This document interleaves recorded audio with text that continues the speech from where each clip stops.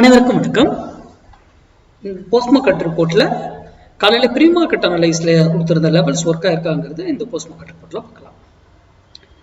இன்னைக்கு Monday trade நம்ம miss பண்ணக்கூடாது, ஃப்ரைடே ட்ரேட் லாஸ் பண்ணக்கூடாதுங்கிறது தான் நம்மளுடைய சேனலுடைய ஸ்லோகனு. இன்னைக்கு நம்ம கொடுத்திருந்த ஸ்ட்ரைக் 25,500 கால் 92 ரூபீஸ்க்கு எபோ இருந்தா சஸ்டெயின் ஆனா மார்க்கெட் அப்சைட் செல்லும், பிலோ சஸ்டெயின் ஆனா மார்க்கெட் டவுன் சைட் செல்லும் அப்படின்னு நம்ம சொல்லியிருந்தோம். இன்னைக்கு அதனுடைய லோவே 102 101.95 தான். இப்போ 92க்கு மேலே தான் இருக்கு. மார்க்கெட் அப்சைட் போயிருக்கும்.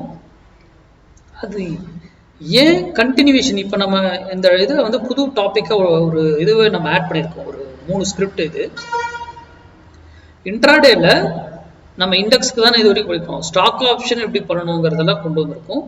இன்னைக்கு அப்சைட் ட்ரேட் மட்டும் தான் பண்ணணும்னு காலையிலேயே நம்ம டிசைட் பண்ணிடுவோம். அதெல்லாம் அழகா கண்டுபிடிச்சிருவோம். நம்ம கால் சைட்ல மட்டும் தான் ட்ரேட் பண்ணணும், அதுக்கப்புறம் எப்போ புட் சைடு நம்ம மாறணுங்கிறதே நம்ம கண்டுபிடிச்சிருவோம் முன்னாடியே. அதெல்லாம் எந்த டைம் கொடுக்குதோ அப்போதான் அதை கன்ஃபர்மேஷன் பண்ணி நம்ம அந்த டைரக்ஷனை ட்ரேட் எடுப்போம். அந்த இது டாபிக்லாம் புதுசாக ஸ்டாக் ஆப்ஷன் இதெல்லாம் நம்ம ஆட் பண்ணியிருக்கோம். இப்போ கடைசி எடுத்த இன்ட்ராடே கிளாஸ்ல அதை நம்ம பண்ணியிருக்கோம். ஓகேங்களா? அப்போ இன்னைக்கு 92 மேலே இருக்கிறதுனால மார்க்கெட் ஏறி இருக்கும். நீங்க மார்க்கெட்டை போய் நீங்க செக் பண்ணிக்கணும். இது ஒரு விஷயம். ஓகேங்களா? சரி, இங்கிருந்து போனவர் ஏன் இங்கிருந்து திரும்புறாரு? ஒய், இதுதான் இம்பார்ட்டன்ட். நான் சொல்லியிருக்கேன், ஒரு ஸ்ட்ரைக் ஒரு வேளையில போய் திரும்பி ஆகணும். அது எதர் அதே டைரக்ஷன் போகும். அப்போ அதற்கான கால்குலேஷன் நம்ம கையில் இருக்கணும். அது எப்போ திரும்புவாங்க என்ன எல்லாமே நமக்கு தெரியணும். அப்பதான் நம்ம ட்ரேட் பண்ணணும்.